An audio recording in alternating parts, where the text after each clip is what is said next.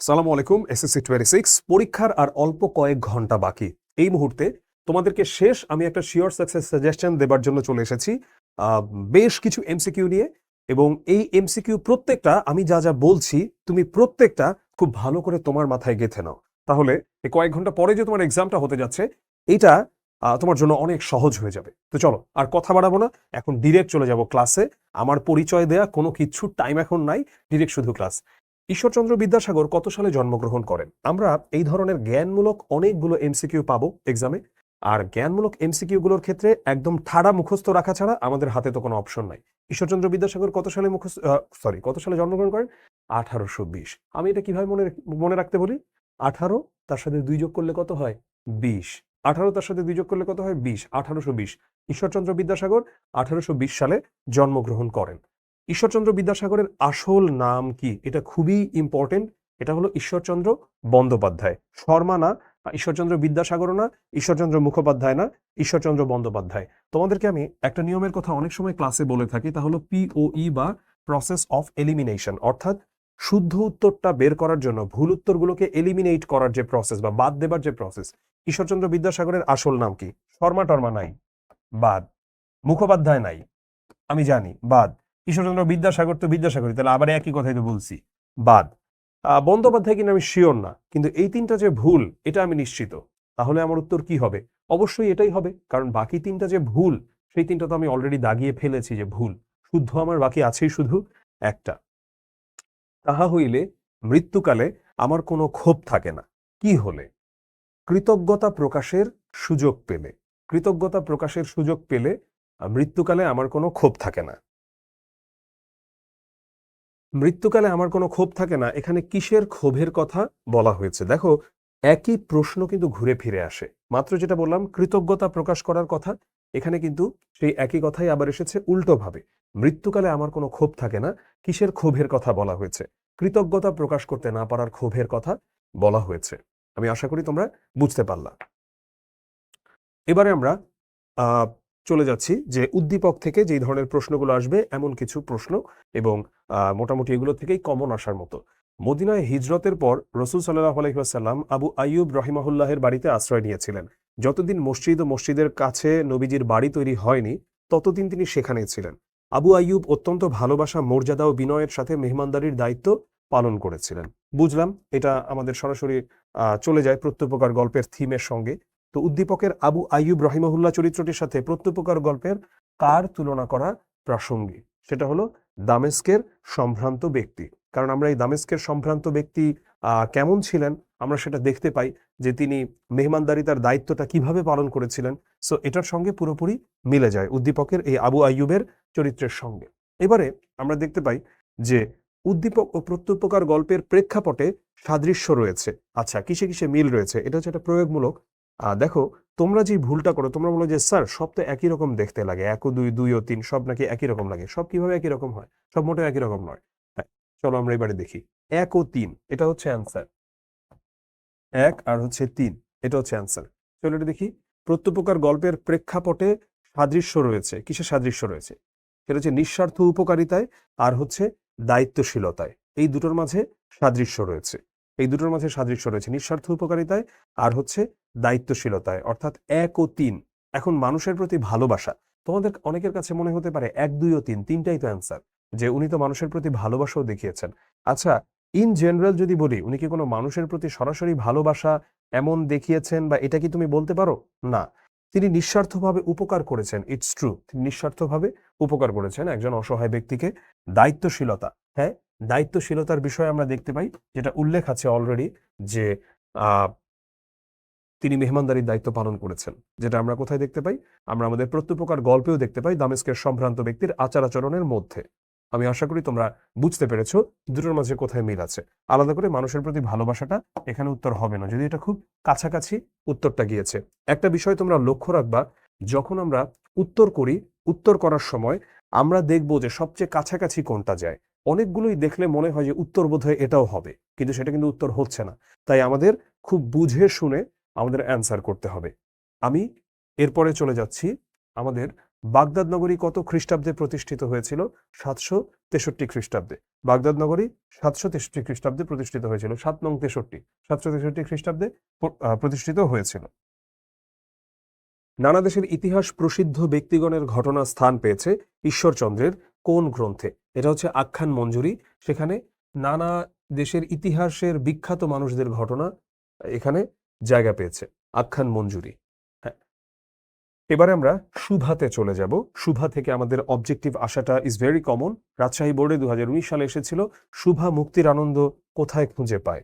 বিপুল নির্বাক প্রকৃতিতে। দেখো, সর্বস্বীয় পাঙ্গুলের স্পর্শে, অনেকে ঠাস করে এটা দাগায়। সর্বস্বীয় পাঙ্গুলির সঙ্গে ওর একটা ভালো সম্পর্ক ছিল, কিন্তু মুক্তির আনন্দ এই কথাটা নির্দিষ্টভাবে উল্লেখ করা আছে যখন বিপুল নির্বাক প্রকৃতির কথা বলা হয়। সো স্বচ্ছ আকাশের সৌন্দর্যে না, এটা না, এরকম কোনো কথা উল্লেখিত নাই। সর্বস্বীয় পাঙ্গুলি, তাদের সাথে ওর ভালো সম্পর্ক আছে, কিন্তু এতে যে সে মুক্তির আনন্দ খুঁজে পায় এমন কোনো কিছু নাই। প্রতাপের সঙ্গে সময় কাটিয়ে, হ্যাঁ, ও প্রতাপের প্রেমে পড়ে, কিন্তু প্রতাপের সঙ্গে সময় কাটিয়ে সে মুক্তির আনন্দ খুঁজে পায় এমন কোনো কথা বলা নাই। বলা আছে বিপুল নির্বাক প্রকৃতিতে সুভা মুক্তির আনন্দ খুঁজে পায়। সুভা গল্পের কোন উক্তিটিতে সুভার মনের ভাব, চোখের ভাষার মর্মার্থ প্রকাশ পেয়েছে? ঢাকা বোর্ডে 2020 সালে আসা প্রশ্ন। এটা হচ্ছে যাহার ভাষা নেই তাহার চোখের ভাষা অসীম। আমরা সুভা গল্পে দেখতে পাই যে রবীন্দ্রনাথ ঠাকুর সেখানে সুভার চোখ নিয়ে অনেক কথা বলেছেন। আমরা যারা মুখ দিয়ে শুধু কথা বলি, মানে মুখ দিয়ে তো কথা বলি আর অন্য কিছু দিয়ে তো কথা বলি না, আমরা অনেকভাবে এক্সপ্রেশনকে প্রকাশ করার চেষ্টা করি, তাই আমাদের চোখটা এত গুরুত্বপূর্ণ ভূমিকা পালন করে না। কিন্তু যার ভাষা নাই, অর্থাৎ সুভার মতো একটা মানুষ, অর্থাৎ যিনি বোবা বা বাক প্রতিবন্ধী, চোখের ভাষাই যেন তার মনের ভাষা, চোখ যে মনের কথা বলে। সুভার ভাষার অভাব পূরণ করে দেয় তরুর মর্মর। সুভার ভাষার অভাব পূরণ করে দেয় কে? তরুর মর্মর।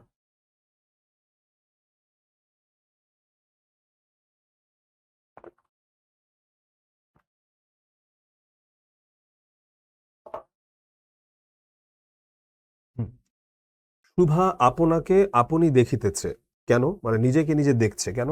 কারণ বয়ঃসন্ধিকালে উপনীত বলে। বয়ঃসন্ধিকালে কি হয়? বয়ঃসন্ধিকালে একটা ছেলে বা একটা মেয়ের শারীরিক মানসিক বেশ কিছু পরিবর্তন হয়। সো বয়ঃসন্ধিকালে উপনীত হওয়ার কারণে সুভা নিজেই নিজেকে যেন পর্যবেক্ষণ করছে। আমরা এরকম কিছু অংশ বইয়ের মধ্যে পাই। ময়মনসিংহ বোর্ড 2024-এ আসা প্রশ্ন ওটা। দিনাজপুর বোর্ডের একটা প্রশ্ন।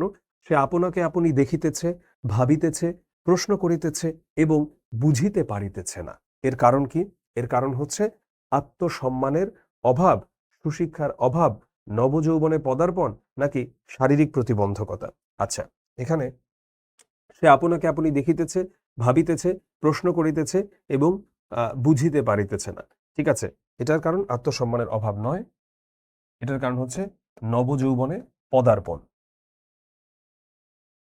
আমাকে সবাই ভুলিলে বাঁচি, সুভার এ উক্তিতে কি প্রকাশ পেয়েছে? রাজশাহী বোর্ডের প্রশ্ন।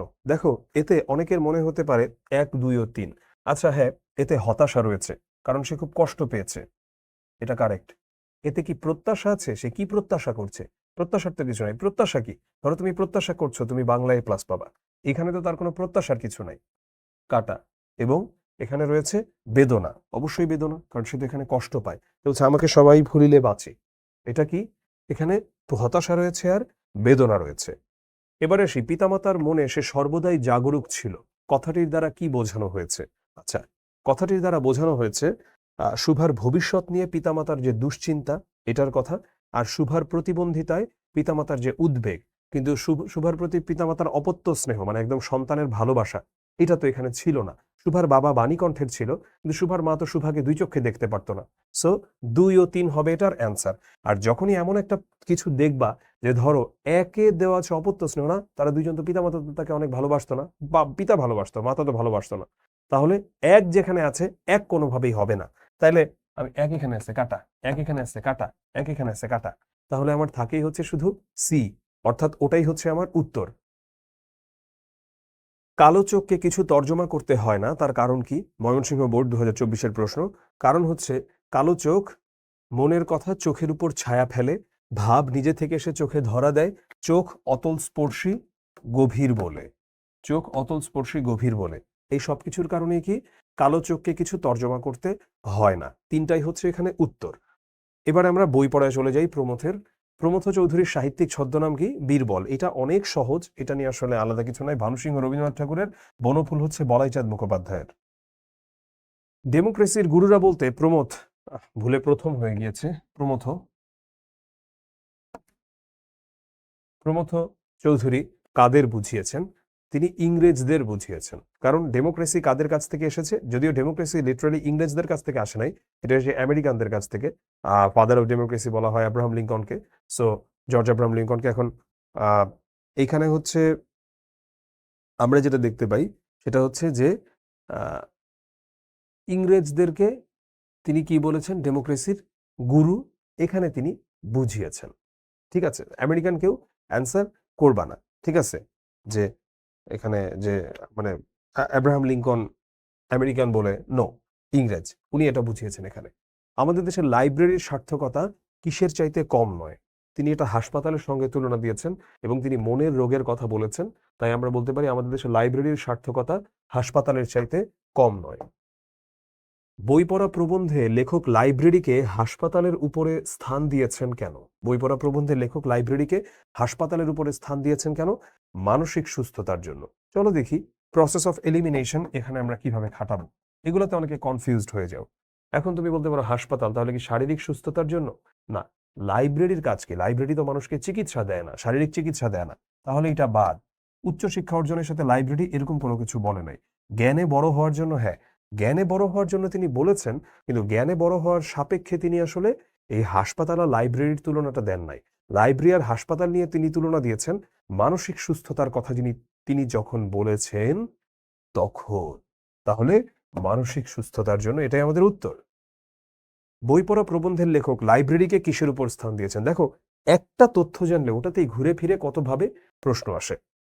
আমরা এটা পড়েছি কি, বই পড়া প্রবন্ধের লেখক লাইব্রেরিকে স্কুল কলেজের উপরে স্থান দিয়েছেন এবং তিনি মনে করেছেন হাসপাতালের চেয়েও বেশি লাইব্রেরি আমাদের প্রয়োজন। প্রতিটি লোক তার স্বীয় শক্তি ও রুচি অনুসারে নিজের মনকে নিজের চেষ্টায় আত্মার রাজ্যে জ্ঞানের পথে এগিয়ে নিয়ে যেতে পারে। কিভাবে? লাইব্রেরির বদান্যতায়। লাইব্রেরির বদান্যতায়। শিক্ষকের কল্যাণে, স্কুল কলেজের মাধ্যমে, পারিবারিক শিক্ষায়? না, এগুলো অ্যান্সার না, হচ্ছে লাইব্রেরির বদান্যতায়। নাসির সাহেব একটি লাইব্রেরি গড়ে তোলেন। তিনি মনে করেন যথার্থ শিক্ষিত হতে হলে মনে প্রসারতা দরকার, যা বই পড়ার মাধ্যমেই সম্ভব। এটা বই পড়া প্রবন্ধের যে বিষয়ের সাথে সম্পর্কযুক্ত, এটা হচ্ছে বই পড়ার প্রয়োজনীয়তা, লাইব্রেরির গুরুত্ব। স্কুল কলেজের গুরুত্বের সঙ্গে এটার কোনো সম্পর্ক নাই। স্কুল কলেজের গুরুত্বের সঙ্গে এটার কোনো সম্পর্ক নাই। বই পড়া প্রবন্ধে যে দিকটি উদ্দীপকে প্রকাশিত হয়েছে, সাহিত্যের সার্থকতা, সাহিত্য চর্চার গুরুত্ব, হাসপাতালের গুরুত্ব সবই প্রকাশ হয়েছে। আমরা উদ্দীপকের দিকে যদি তাকাই, এই উদ্দীপকে কি বলেছে? উদ্দীপকে তিনি লাইব্রেরির কথাই বলেছেন। সো এটার উত্তর হবে কি, লাইব্রেরির গুরুত্ব।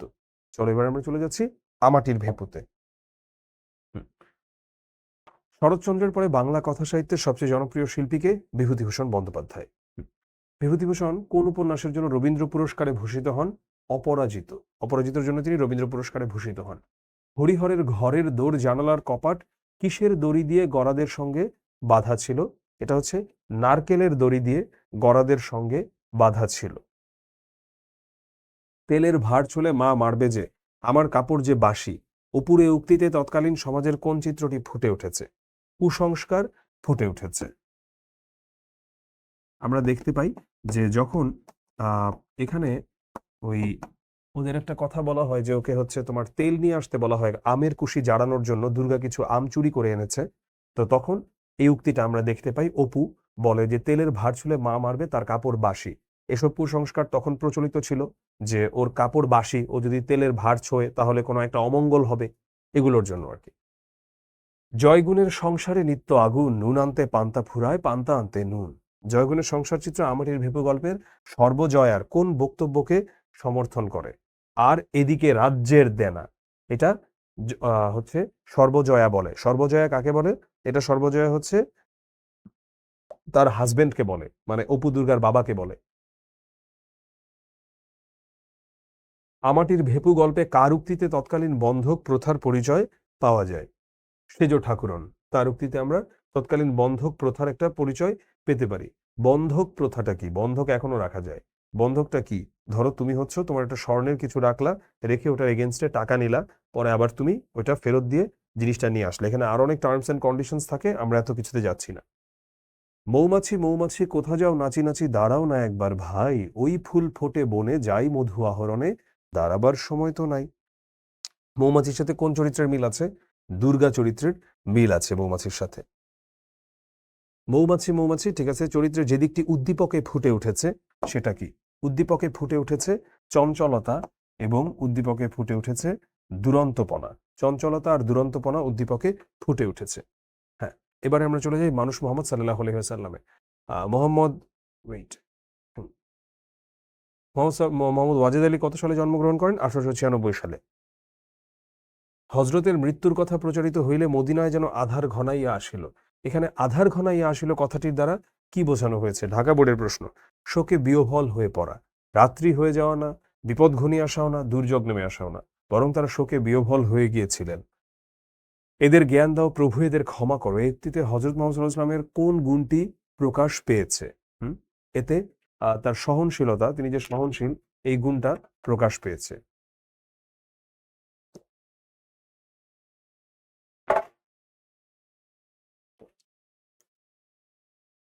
ধী শব্দের অর্থ কি? ধী শব্দের অর্থ হচ্ছে বুদ্ধি। ধী শব্দের অর্থ কি? বুদ্ধি। অরাতি শব্দটির অর্থ কি?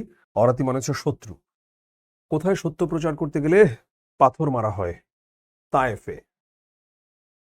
অর্ধ পৃথিবী করেছে শাসন, ধুলার তখতে বসি, খেজুর পাতার প্রাসাদ তোমার বারে বারে গেছে খসি। এটা মানুষ প্রবন্ধে বর্ণিত মহানবীর কোন গুণটি এতে প্রকাশ পেয়েছে? অনাড়ম্বর জীবনযাপন। এখন বলতে পারো যে নিরহংকারও তো হয়, নির্লোভ তো হয়, চারিত্রিক মহানুভবতা হয় না, বাট ওই দুটো তো হয়। দেখো এখানে কি বুঝিয়েছে? অর্ধ পৃথিবী করেছে শাসন, ধুলার তখতে বসি, মানে ধুলার যে মাদুর, মানে একদম ধরো মাটিতে বসে মাটির পাটিতে বসে হচ্ছে সে এটা করছে, অর্ধেক পৃথিবী শাসন করছে। এবং খেজুর পাতা দিয়ে যে প্রাসাদ বানানো হয়েছে সেটা বারবার খসে গেছে। উক্ত গুণ প্রকাশিত হয়েছে কোন বাক্যে? আমরা দেখতে পাই যে এই গুণটা প্রকাশিত হয়েছে, স্বেচ্ছায় তিনি দারিদ্র্যের কণ্টক মুকুট মাথায় পড়িলেন। সত্য, এটা রসুল করেছেন। আমি রাজা নই, সম্রাট নই, মানুষের প্রভু নই, এটাও তিনি বলেছেন। নিঃস্ব কাঙালের বেশে মহানবী মৃত্যু রহস্যের দেশে চলিয়া গেলেন, এটাও তিনি করেছেন। তাহলে আমরা এই সবগুলো গুণই দেখতে পাই ওনার জীবনে প্রকাশিত হয়েছে। নিম গাছ।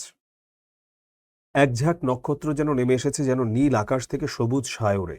সায়র মানে কি? সায়র মানে হচ্ছে সমুদ্র। এটা দিয়ে কি বোঝায়? এটা দিয়ে বুঝিয়েছে যেন আকাশের নক্ষত্রের মতো ছিল এই নিমের ফুলগুলো, সবুজের মাঝে এগুলো ফুটে আছে। দেখে মনে হচ্ছে যেন সবুজ সমুদ্রের মাঝে এক ঝাঁক ফুল যা নক্ষত্রের মতো ফুটে আছে। এবং এটা দিয়ে কি বোঝায়? নিম গাছের ফুলের বাহারকে বোঝানো হয়েছে। নিম গাছের ফুলের বাহারকে এখানে বোঝানো হয়েছে। এক ঝাঁক নক্ষত্র নেমে এসেছে। হ্যাঁ, এখানে সবুজ সায়র বলতে কোনটিকে বোঝানো হয়েছে? সবুজ সায়র বলতে বোঝানো হয়েছে নিম পাতাকে। সবুজ সায়র বলতে বোঝানো হয়েছে নিম পাতাকে। মাটির ভিতরে শিকড় অনেক দূরে চলে গেছে। এখানে শিকড় বলতে বোঝানো হয়েছে কি? বউয়ের সংসারের জালে চারিদিকে আবদ্ধ হওয়া। কারণ আমাদের বুঝতে হবে, নিম গাছ গল্পে যদিও আপাত দৃষ্টিতে নিম গাছের বর্ণনা আসে, কিন্তু নিম গাছ গল্পের একদম শেষে যখন ওই কর্মনিপুণা লক্ষ্মী বউটার কথা বলা হয়, এটা দিয়ে বোঝানো হয় নিম গাছের এই পুরো বর্ণনাটা দিন শেষে সেই যে লক্ষ্মী বউ, ওই বউয়ের বর্ণনাটাকেই আসলে নিম গাছের মধ্য দিয়ে প্রকাশ করা হয়েছে। তাই মাটির ভেতরে শিকড় অনেক দূরে চলে গেছে বলতে বোঝানো হয় বউয়ের সংসারের জালে চারদিকে আবদ্ধ হওয়া। নিমগাছ গল্পে লক্ষ্মী বউটার ঠিক এক দশা, এই কথাটির দ্বারা কি বোঝানো হয়েছে? কথাটির দ্বারা বোঝানো হয়েছে নারীর অবহেলা ও অনাদরের জীবন। কারণ উপকারী দিক বা রূপ লাবণ্য কিংবা প্রয়োজনীয়তা নিয়ে এখানে কথা হয় নাই। কারণ নিম গাছেরও একই দশা বলতে ভাই, নিম গাছকে কেউ কোনো পরিচর্যা করে না, তাকে কিন্তু তার কাছ থেকে সকল রকম সুযোগ সুবিধা নেয়। বউয়ের ক্ষেত্রেও তাই, এই গ্রামের এই লক্ষ্মী বউটার ক্ষেত্রে। নিম গাছ গল্পে শিকড় শব্দটি কি অর্থে ব্যবহৃত হয়েছে? পারিবারিক বন্ধন। নিমগাছ কোন ধরনের রচনা? নিমগাছ হচ্ছে একটা প্রতীকী গল্প। নিমগাছ কোন ধরনের রচনা? নিমগাছ একটা প্রতীকী গল্প। রাহেলা বেগম স্বামী ও শাশুড়ির অনেক অত্যাচার সহ্য করে, তবুও সন্তানের টানে এই সংসারে পড়ে আছে। রাহেলা বেগমের সাথে নিচের কোন চরিত্রের সাদৃশ্য রয়েছে? সেটা হচ্ছে বাড়ির লক্ষ্মী বউটার। কাঙালির মা মমতাদি সর্বজয় এগুলো করতে আসবে, এগুলো তো ডিফারেন্ট গল্পের ক্যারেক্টার। বাড়ির লক্ষ্মী বউটা। রাহেলা বেগম স্বামী ও শাশুড়ির, আচ্ছা হ্যাঁ, সংসারে পড়ে আছে। উক্ত সাদৃশ্যের কারণ কি? কি মিল আছে রাহেলা বেগমের সাথে আমাদের নিম গাছের? অসহায়ত্ব, সংসারের মায়া, দায়িত্ববোধ। মানে যেই লক্ষ্মী বউটার কথা বলা হয় তার মধ্যে এই সবগুলো ক্যারেক্টারিস্টিক্স আছে, just like this Rahela Begum. শিক্ষা ও মনুষ্যত্বে চলে যায় কাজী মোতাহার হোসেনের। অশিক্ষিত দরিদ্র মানুষ সবসময় জীবন চিন্তার নিগড়ে বন্দী থাকে। এখানে জীবন চিন্তা কথাটির সাথে শিক্ষা ও মনুষ্যত্ব প্রবন্ধের কোন কথাটির মিল রয়েছে? জীবন চিন্তা বলতে বুঝিয়েছে অর্থ চিন্তা, কারণ আমরা বারবার একটা কথা দেখেছি যে অর্থ চিন্তার নিগড়ে বন্দী, মানে ধরো অর্থ চিন্তার শিকড়ে, শেকল দিয়ে বা অর্থ চিন্তার বন্ধনে বন্দী, কারণ সারাক্ষণ এরা টাকা পয়সার চিন্তা করে। তিমির শব্দের অর্থ কি? তিমির শব্দের অর্থ হচ্ছে অন্ধকার। শিক্ষার আসল কাজ কি? শিক্ষার আসল কাজ হচ্ছে মূল্যবোধ সৃষ্টি। অর্থচিন্তার নিগড়ে সকলে বন্দী বলতে কোনটিকে বোঝানো হয়েছে? সম্পদের মোহে অন্ধ, এটিকে বোঝানো হয়েছে। নির্ধন কামনা করে শতমুদ্রা হয় তার, সহস্র পাইতে আশা একশত আছে যার। আচ্ছা, নির্ধন কামনা করে শতমুদ্রা হয় তার, সহস্র পাইতে আশা মানে অনেক অনেক পাইতে চায়, 100 আছে যার, মানে 1000 পাইতে চায় যার 100 আছে। পাইলে 1000 ইচ্ছা লক্ষপতি হইবার, শত লক্ষ পায় সাধ লক্ষপতি যিনি তার। মানে মানুষ বারবার যা চায় তার চেয়ে আরো, যা পায় তার চেয়ে আরো বেশি চায়, তার অবস্থান থেকে আরো বেশি চায়। শিক্ষা মনুষ্যত্ব প্রবন্ধের কোন দিকটা এখানে তুলে ধরা হয়েছে? অর্থচিন্তার নিগড়ে সবার যে বন্দি দশা, এটার কথা এখানে উল্লেখ করা হয়েছে। অর্থচিন্তার নিগড়ে সবার বন্দি দশা। নির্ধন কামনা করে শতমুদ্রা হয় তার। আচ্ছা, এটা আমাদেরকে কি দেখায়? এটা আমাদেরকে দেখায় জীব সত্তার ঘরে কিভাবে আমরা আবদ্ধ থাকি, আর মুক্তির স্বাদ কিভাবে আমাদেরকে বঞ্চিত করে, এবং মূল্যবোধের জাগরণ না। এখানে তো মূল্যবোধের জাগরণ ঘটে নাই, সারাক্ষণ শুধু টাকা টাকা টাকা টাকা টাকা টাকা করছে। অর্থচিন্তার নিগড়ে বন্দি, শিক্ষা ও মনুষ্যত্বতে আমরা এই কথাটা অনেকবার পাই। পায়ের কাটার দিকে বারবার নজর দিতে হলে হাঁটার আনন্দ উপভোগ করা যায় না। এখানে পায়ের কাটার কথাটির দ্বারা কি বোঝানো হয়েছে? অন্ন বস্ত্রের চিন্তা, অর্থাৎ খাওয়া পড়ার চিন্তা যদি সার্বক্ষণিকভাবে একটা মানুষের মাঝে থাকে, তাহলে তো আনন্দ চাইলে উপভোগ করা যায় না। হাঁটার আনন্দকে লেখক কিসের সঙ্গে তুলনা করেছেন? মুক্তির সঙ্গে হাঁটার আনন্দকে তিনি তুলনা করেছেন। মুক্তির সঙ্গে হাঁটার আনন্দকে তিনি তুলনা করেছেন। প্রবাস বন্ধু। কাবুল থেকে খাজামোল্লা গ্রামের দূরত্ব কত? কাবুল থেকে খাজামোল্লা গ্রামের দূরত্ব হচ্ছে 2.5 মাইল। হরফন মৌলা বলতে কি বোঝানো হয়েছে? হরফন মৌলা বলতে বোঝানো হয় সকল কাজের কাজী, তাকে বলা হয় হরফন মৌলা। হ্যাঁ। আফগানিস্তানের রিলিফ ম্যাপের চেহারার সঙ্গে সাদৃশ্য ছিল কার? আব্দুর রহমানের। রাইফেল চালানোর কথা শুনে আব্দুর রহমানের একগাল হাসি প্রমাণ করে তার সাবলীলতা। রাইফেল চালানোর কথা শুনে আব্দুর রহমানের একগাল হাসি প্রমাণ করে তার সাবলীলতা। চিনির রসে ভেজানো ঘিয়ে ভাজা রসগোল্লা জাতীয় মিষ্টিকে কি বলে? এটাকে বলে পান্তুয়া। এটাকে কি বলে? পান্তুয়া বলে। প্রবাস বন্ধু গল্পটি সৈয়দ মুজতবা আলীর কোন গ্রন্থ থেকে নেওয়া হয়েছে? দেশে বিদেশে গ্রন্থ থেকে নেওয়া হয়েছে প্রবাস বন্ধু গল্পটি। রূপের নাইতো শেষ তোমার আমার প্রিয় জন্মভূমি, ভালোবাসি সবুজের সমারোহ, সত্যি অপরূপ তুমি। প্রবাস বন্ধু। প্রবাস বন্ধু, ঠিক আছে। এটা কোন রচনাটির সাথে এটা সাদৃশ্য রয়েছে? প্রবাস বন্ধুর সাথে এটা সাদৃশ্য রয়েছে। উদ্দীপকটি কোন দিক থেকে সাদৃশ্যপূর্ণ? স্মৃতিকাতরতা এখানে নাই, কিন্তু স্বদেশ প্রেমের কথাও উল্লেখ আছে, প্রকৃতির বর্ণনার কথাও উল্লেখ আছে। 21-এর গল্প ছোট গল্পের লেখককে? এই ছোট গল্পের লেখক হচ্ছে জহির রায়হান। জহির রায়হান কত সালে জন্মগ্রহণ করেন? তিনি 1935 সালে জন্মগ্রহণ করেন। অন্ধকারে হঠাৎ কার দিকে চোখ পড়লে সকলের গা হাত পা শিউরে ওঠে? তপুর দিকে। কারণ আমরা দেখতে পাই যে তপুর, এই কথাটা কি হয় যে তপু হচ্ছে ওদেরই মেডিকেল কলেজের স্টুডেন্ট ছিল। তপু কি হয়? গুলিবিদ্ধ হয়। কোথায়? 21শে ফেব্রুয়ারি, মানে ভাষা আন্দোলনে গিয়ে। তারপরে 1952 সালে পরবর্তীতে যেহেতু কঙ্কাল নিয়ে কাজকর্ম করতে হয় মেডিকেলের স্টুডেন্টদের, ওরা একটা কঙ্কাল নিয়ে আসে। ওরা সেই কঙ্কালটাতে গুলির জায়গাগুলো দেখেই বোঝে যে এটা হচ্ছে এটা হচ্ছে আসলে তপুর কঙ্কাল। তো সেই তপুর দিকে চোখ পড়লেই তাদের গা হাত পা শিউরে ওঠে। দেহটা ঠক করে কাঁপে কেন? তপুর দিকে চোখ পড়ায় দেহটা ঠক করে কাঁপে। কলেজে ভর্তি হওয়ার বছরখানেক পরে কে বিয়ে করেছিল? তপু। কলেজে ভর্তি হওয়ার বছরখানেক পরে তপু বিয়ে করেছিল।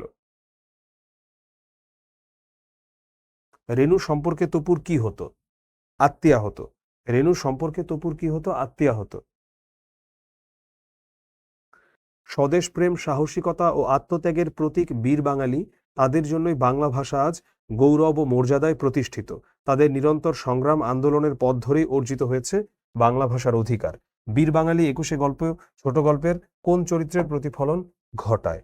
এটা হচ্ছে তপু চরিত্রের প্রতিফলন ঘটায়। এগুলো খুবই ইজি আসলে, মানে এতটুকু আমরা কম বেশি সবাই পড়েছি। তারপরে আমরা দেখি যে উদ্দীপকের বীর বাঙালিও 21 গল্প ছোট গল্প তপু চরিত্রের মিল কোথায়? আত্মত্যাগ, স্বদেশপ্রেম, সাহসিকতায়, তিনটাতেই আসলে মিল আছে। কারণ তারা সবাই দুইটা ক্যারেক্টারই এই বীর বাঙালি মানে কথা বলা হচ্ছে, আর ওই আমাদের মূল গল্পের যে তপু, দুইজনই আত্মত্যাগ করেছেন, দুইজনের মধ্যে স্বদেশপ্রেম আছে, সাহস রয়েছে। হ্যাঁ, কপোতাক্ষ নদ। মাইকেল মধুসূদন দত্তের অমর কীর্তি কোনটি? মেঘনাদ বধ কাব্য। সতত হে নদ তুমি পরমর মনে, সতত তোমার কথা ভাবিয়ে বিরলে। বাংলা সাহিত্যে প্রথম সার্থক মহাকাব্য কোনটি? এটাও মেঘনাদ বধ। তাহলে এটা ওনার সবচেয়ে ফেমাস বই, একই সঙ্গে এটা হচ্ছে বাংলা সাহিত্যের প্রথম এবং সার্থক মহাকাব্য। বাংলা সাহিত্যে প্রথম সনেট কে রচনা করেছেন? মাইকেল মধুসূদন দত্ত রচনা করেছেন। ইনফ্যাক্ট কপোতাক্ষ নদ নিজেই একটা সনেট। কোন চরণের মধ্যে সংশয় বোধ প্রকাশ পেয়েছে? আর কি হে হবে দেখা যতদিন যাবে। আমরা পড়েছি যে সনেটের প্রথম 8 লাইনকে বলা হয় অষ্টক, আর শেষ 6 লাইনকে বলা হয় ষষ্ঠক।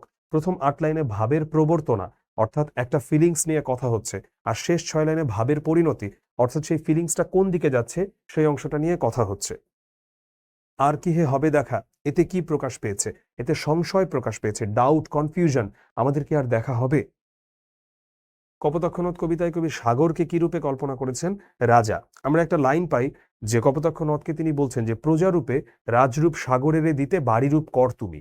অর্থাৎ কপোতাক্ষ নদ হচ্ছে একটা প্রজা, এবং প্রজা হয়ে সে সাগর হচ্ছে রাজা, তাকে সে কর দিত। কি কর দিত? পানি। পানিটাকে সে কর হিসেবে দিত। প্রজারূপে রাজরূপ সাগরের দিতে বাড়িরূপ কর তুমি। বাড়িরূপ কর কে কাকে দেয়? নদ দেয় সাগরকে। কপোতাক্ষ নদ সাগরকে দেয়। বাড়িরূপ কর মানে পানির মতো কর, ট্যাক্স দেয় পানি হিসেবে আর কি। হ্যাঁ, দুগ্ধ স্রোতরূপী তুমি জন্ম হয়ে এস, কিন্তু স্নেহের তৃষ্ণা মেটে কার জলে। দুগ্ধ স্রোতরূপী তুমি জন্মভূমি স্তনে। এই পংক্তিদ্বয়ে কি ফুটে উঠেছে? দেশপ্রেম ফুটে উঠেছে। হ্যাঁ, দেশপ্রেম ফুটে উঠেছে পংক্তিদ্বয়ে। স্মৃতি কাতরতাও ফুটে উঠেছে, এবং তারপরে আমরা দেখতে পাই হৃদয়ের কাতরতা, সবগুলো এখানে আছে। চতুর্দশপদী কবিতায় প্রচলিত অষ্টকের অন্তমিল কি? এখানে অষ্টকের অন্তমিল হচ্ছে 1 ও 3। ক খ খ গ ক খ খ গ, ক খ খ ক ক খ খ ক। এটা আসলে আমি এখন বলবো যে যদি এটা কেউ না পড়ে থাকে, এটার কোনো এক্সপ্লেনেশন আমি লাস্ট মোমেন্টে যাব না। সো যদি কেউ জেনে থাকো তাহলে এটা মনে রাখো। আর এই চতুর্দশপদী কবিতার অষ্টমিল যেটা রয়েছে সনেটের, এটা একটু মুখস্থ করে যাবা, এটা থেকে প্রশ্ন আসবেই আসবে, বলে দেওয়া যায়। কিন্তু এটা যদি কেউ আগে থেকে না পড়ে থাকো বা এখন জটিল মনে হয়, তাহলে এটা এখন নতুন করে আর পড়তে যায়ও না, এটা ছেড়ে দাও। জীবন বিনিময়। গোলাম মোস্তফা কোন জেলায় জন্মগ্রহণ করেন? যশোরে জন্মগ্রহণ করেন। কর্মজীবনে তিনি বিভিন্ন সরকারি বিদ্যালয়ে কোন দায়িত্বে নিয়োজিত ছিলেন? হেডমাস্টার ছিলেন তিনি। হ্যাঁ, কবিতায় উষার পূর্বাভাস বলতে কি বোঝানো হয়েছে? উষার পূর্বাভাস বলতে এখানে আশার আলো বোঝানো হয়েছে। কে খ্রিস্ট এখানে আসলে মানে খুব বাবর মরণ গ্রহণ করেছেন জীবন বিনিময়, মানে খ্রিস্টচিত্ত হবে না, হৃষ্টচিত্ত হবে। হৃষ্ট মানে খুশিতে আর কি, শান্তির সাথে। জীবন বিনিময় কবিতায় হৃষ্টচিত্ত বলতে কি বোঝানো হয়েছে? আনন্দ চিত্তে বা খুশি মনে। চিত্ত মানে মন। জীবন বিনিময় কবিতায় কোন মোগল সম্রাট মরেও অমর হয়ে যান? বাবর। বাবরকে নিয়ে ঘুরে ফিরে কথা। ছোট কুড়ে ঘর বেড়ার ফাঁকেতে আসিছে শীতের বায়ু, শিয়রে বসিয়া মনে মনে মাথা গুনিছে ছেলের আয়ু। শিয়র মানে মাথার কাছে। সো জীবন বিনিময় কবিতার কোন বিষয়টি ফুটে উঠেছে? শঙ্কা। কারণ ওখানেও আমরা দেখি যে বাবর তার ছেলে হুমায়ুনের মৃত্যু নিয়ে শঙ্কিত ছিল। এই উদ্দীপকে আমরা দেখতে পাচ্ছি একটা দরিদ্র মা তার ছেলের মৃত্যু নিয়ে শঙ্কিত। উদ্দীপকের সাথে জীবন বিনিময় কবিতার যে পংক্তিগুলোর মিল রয়েছে, পুত্র তাহার হুমায়ুন বুঝি বাঁচে না এবার আর। এটা একটা হচ্ছে জীবন প্রদীপ নিভিয়ে আসিছে অস্ত রবির প্রায়। মুখর হইয়া উঠিল তাদের সে নিষ্ঠুর নীরবতা, এরকম কোনো কিছু তো এখানে নাই। তাই 3 থাকলেই ওটা ক্যান্সেল।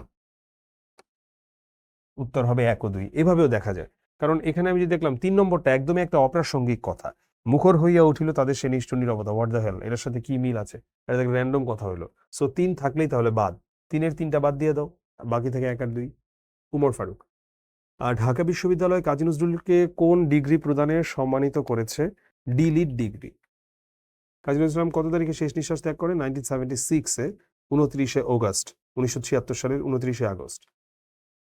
একজন মাত্র ভৃত্যকে সাথে নিয়ে জেরুজালেম যাওয়ায় উমর চরিত্রের কোন বৈশিষ্ট্যটি ফুটে উঠেছে?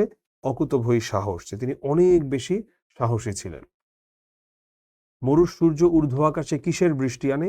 ফুলের বৃষ্টি। এটা সরাসরি একটা লাইন, তাই এখানে বোঝানোর কিছু নাই। যে আগুন তাতে খই সম ফোটে বালুকা মরুর পরে। এখানে আগুন বলতে কি বোঝানো হয়েছে? সূর্যের তাপ, ভয়ঙ্কর তাপ, সেটার কথাই বলা হয়েছে এখানে। মরুভূমিতে প্রথমে উটের দড়ি কে টেনেছিল? প্রথমে টেনেছিল ভৃত্য, পরে দেখা যায় যে ওমর নিজেই নিচে নামে, ভৃত্য মানে চাকরকে উটের উপর বসায় ও নিজেই দড়ি টানে। হ্যাঁ, বিদায় হজের ভাষণে মহানবী বলেছিলেন, তোমাদের দাস দাসীদের প্রতি উত্তম আচরণ করবে, তোমরা যা খাবে তাদেরকে তা খেতে দিবে। উমর ফারুক কবিতার কোন চরণের এখানে মিল রয়েছে? উষ্ট্রের রশি ধরিয়া অগ্রে তুমি উঠে বসো উটে। উটের রশি ধরিয়া আগে তুমি উঠে বসো উটে।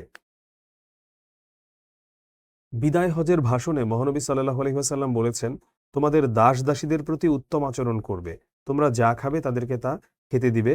এটা উমর ফারুক কবিতায় কি ফুটে উঠেছে?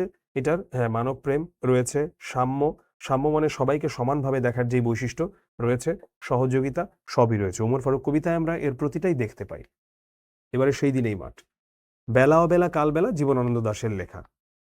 আধুনিক জীবন চেতনার কবিকে বাংলা সাহিত্যে জীবনানন্দ দাশ। এশিরিয়া ধুলো আজ ব্যাবিলনের কথা বলা হয়েছে এখানে। এশিরিয়া কিসের প্রতীক?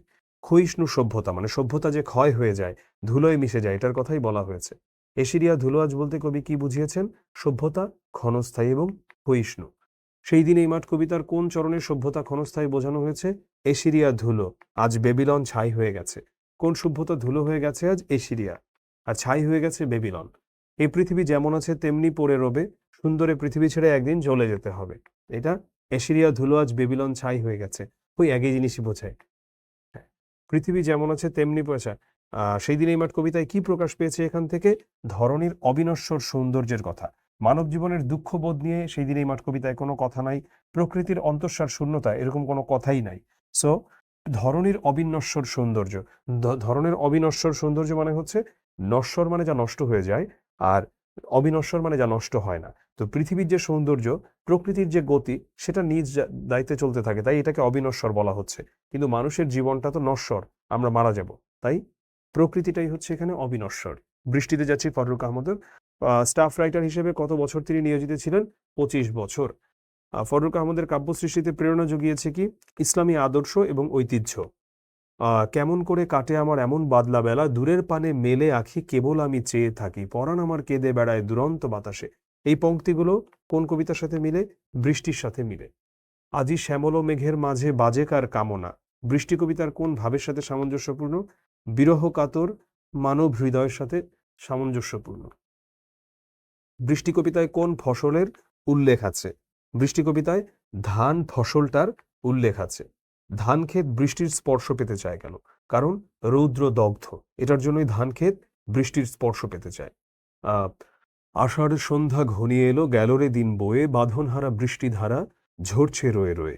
একলা বসে ঘরের কোণে কি ভাবি যে আপন মনে, সজল হাওয়া জুথির বনে কি কথা যায় কোয়ে। উদ্দীপকটি বৃষ্টি কবিতার কোন ভাবের সাথে সাদৃশ্যপূর্ণ? বর্ষার প্রাণস্পন্দিত রূপ মানব মনে আনতে পারে বিরহ। হ্যাঁ, ঠিক আছে, এটা এখানে আছে যে তারপরে কি বলে যে জুথির বনে কি ভাবি যে আপন মনে, হ্যাঁ, একটা বিরহর ব্যাপার। আবার একই সঙ্গে স্বরূপ হৃদয়ে আঁকে স্মৃতির আলপনা, কি কি মনে পড়ে সেটাও হচ্ছে দেখা যাচ্ছে এখানে। বাঁধনহারা একলা বসে ঘরের কোণে কি ভাবি যে আপন মনে, সজল হাওয়া জুথির বনে কি কথা যায় কয়ে। এখন শুধু যদি এক হইতো তাহলে আসলে বেশি পারফেক্ট হইতো এটার উত্তরটা, কিন্তু শুধু এক যেহেতু নাই, দুই এখানে হয় না। স্নিগ্ধ কোমল রূপ জুড়ায় প্রাণ, এরকম আসলে প্রাণ জুড়ানোর মতো কোনো কিছু এখানে উল্লেখ করা নাই। তো এই জন্য আমরা এটার উত্তর দিব কি? উত্তর দিব 1 ও 3। আমি আবারও বললাম, এক এখানে পারফেক্ট হতো যদি শুধু এক থাকতো অ্যান্সারের জন্য, কিন্তু যেহেতু শুধু এক অপশনটা নেই, এই ক্ষেত্রগুলোতে আমরা দেখব যে ওর কাছাকাছি আর কি উত্তর আছে। তারপরে সাদৃশ্যের কারণ কি আমরা দেখি এই দুটোর মাঝে, বৃষ্টি আর এই উদ্দীপকের মাঝে। বৃষ্টির দিনের প্রকৃতির রূপ প্রকাশ করেছে, হ্যাঁ, বৃষ্টির প্রতি আকাঙ্ক্ষা এরকম নাই, রূপ প্রকাশ করেছে। আর হচ্ছে বৃষ্টির দিনের মানব মনের স্মৃতিকাতর করেছে মানব মনকে, হ্যাঁ বুঝলাম। আমি কোনো আগন্তুক নই। কবি হাসান হাবিবের কবিতায় কিসের বিরুদ্ধে বক্তব্য ফুটে উঠেছে? সামাজিক বৈষম্যের বিরুদ্ধে বক্তব্য ফুটে উঠেছে। কবি হাসান হাবিবের প্রথম কাব্যগ্রন্থ কোনটি? প্রথম কাব্যগ্রন্থ হচ্ছে রাত্রি শেষ।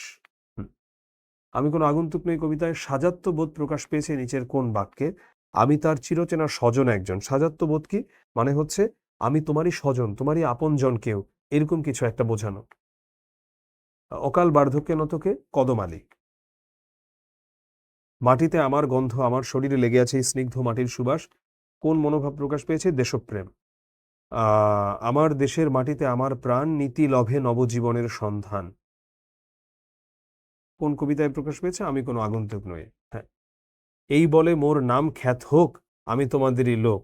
হ্যাঁ, এটা কোথায়? আমি কোনো আগন্তুক নই পাই আমরা। সাদৃশ্যপূর্ণ চরণ কোনটা? খোদার কসম আমি ভিনদেশী পথিক নই, আমি তোমাদেরই লোক। ওই যে খোদার কসম আমি ভিনদেশী পথিক নই। পরের গুলো তো আসলে অন্য কবিতার লাইন। তোমাকে পাওয়ার জন্য স্বাধীনতা, শামসুর রহমানের। সাকিনা বিবির কপাল ভাঙলো কথাটি দ্বারা কি বোঝানো হয়েছে? সম্ভ্রম হারানো। কারণ তিনি হচ্ছেন, কপাল ভাঙলো বলতে সাকিনা বিবি তার সম্মান হারিয়েছে। হতে পারে তিনি বীরাঙ্গনা, অর্থাৎ তাকে ধর্ষণ করেছে বা এমন কিছু তার সঙ্গে। শিথির সিঁদুর মুছে গেল কার? হরিদাসীর। এটা কিন্তু অনেকবার এসেছে প্রশ্নে, মানে বোর্ডে, খুব ইম্পর্টেন্ট। জলপাই রঙের ট্যাঙ্কের তুলনা করা হয়েছে কিসের সঙ্গে? দানবের সঙ্গে। দানবের মতো শব্দ করতে করতে জলপাই রঙের ট্যাঙ্ক আসে। ভগ্ন স্তূপের মধ্যে দাঁড়িয়ে একটানা আর্তনাদ করলো একটা কুকুর। এই আর্তনাদে নিচের কোনটি প্রকাশ পেয়েছে? পাকিস্তানিদের প্রতি ঘৃণা। খই ফোটালো দ্বারা কবি কি বুঝিয়েছেন? প্রচন্ড গুলি বর্ষণ করেছেন, এটা কি তিনি খই ফোটানোর সঙ্গে তুলনা করেছেন।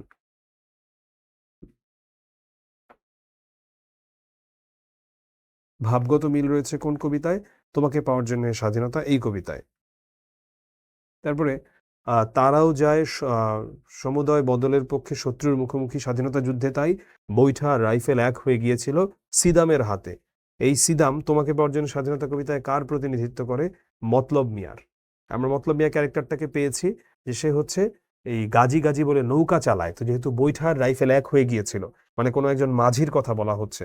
আমাদের কবিতায় মতলব মিয়াও হচ্ছে একজন মাঝি, এই জন্যই বলা হচ্ছে দুটো চরিত্র এক।